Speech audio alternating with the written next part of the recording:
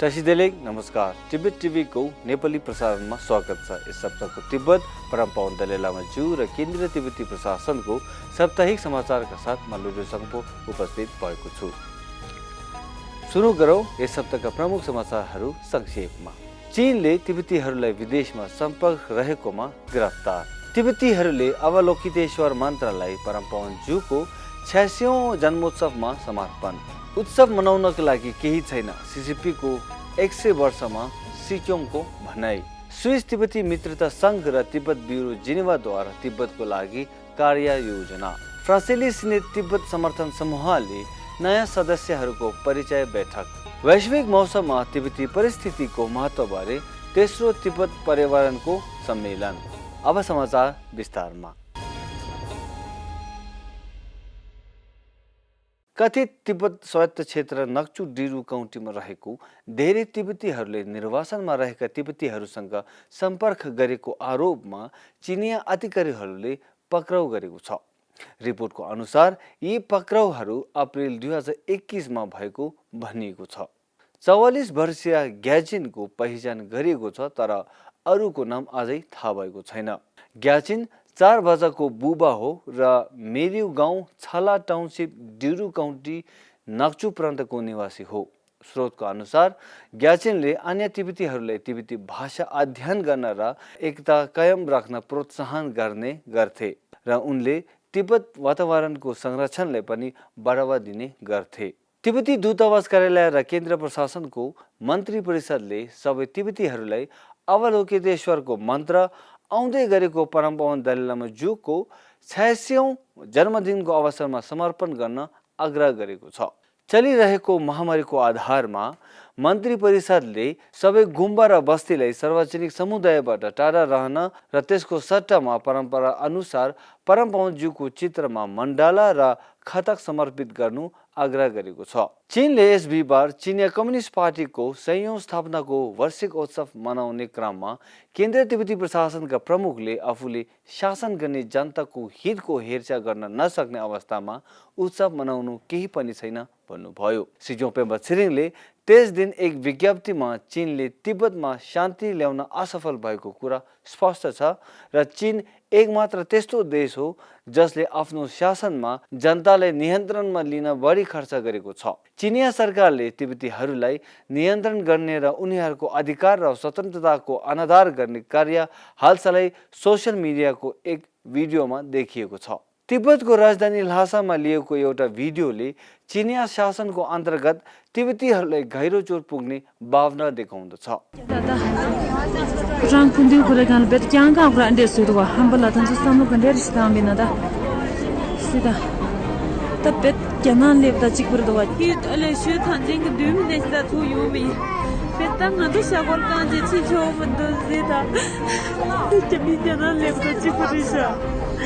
오늘 이디나야 페제 야나 지부직 시 가수었다 자네 송급시야래 아니 나리야 수술 미망간이야 담자시야다 텐주토리야 도소망아 땅되게 요래 표현나로리야 표현디게들 뒤기 준토미아베티 랑싱이 시부지 안타리지 가가토르 슈지체 의베기 내단치 자원인 차기요 말이 तिब्बत दूतावास कार्यालय वासिङटन डिस्ट्रिक्टका प्रतिनिधि उडुप छिरिङ र चुडिम ग्याछोले चिनिया कम्युनिस्ट पार्टीको साथ चीनको 100 वर्ष विषय गोष्ठीमा भाग लिनुभएको छ।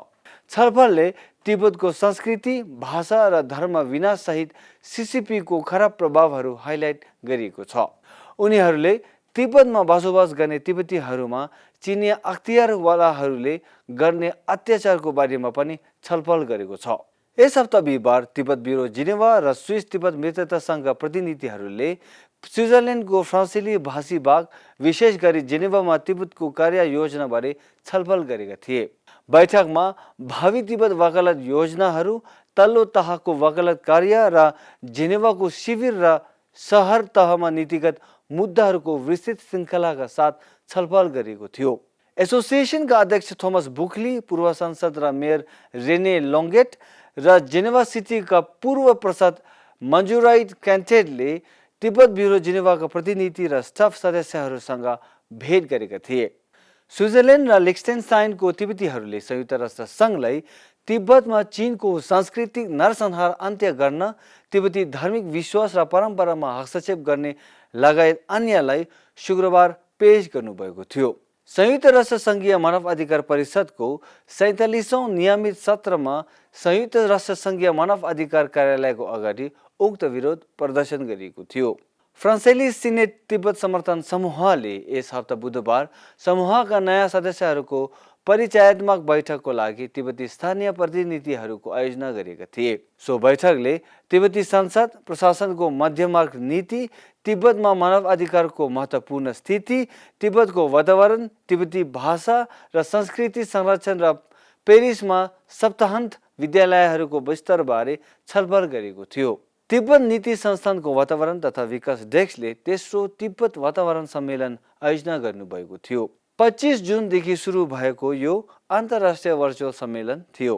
तिब्बती पठारको पर्यावरणीय भूमिका र विश्वव्यापी मौसम परिवर्तनसँगको सम्बन्धको परीक्षणको लागि सम्मेलनमा 8 देशका प्रख्यात संसद, अग्रणी रणनीतिकारहरू, वातावरणीय अभिवक्ताहरू र 15 प्रमुख वातावरणीय विज्ञहरूले भाग लिनुभएको थियो।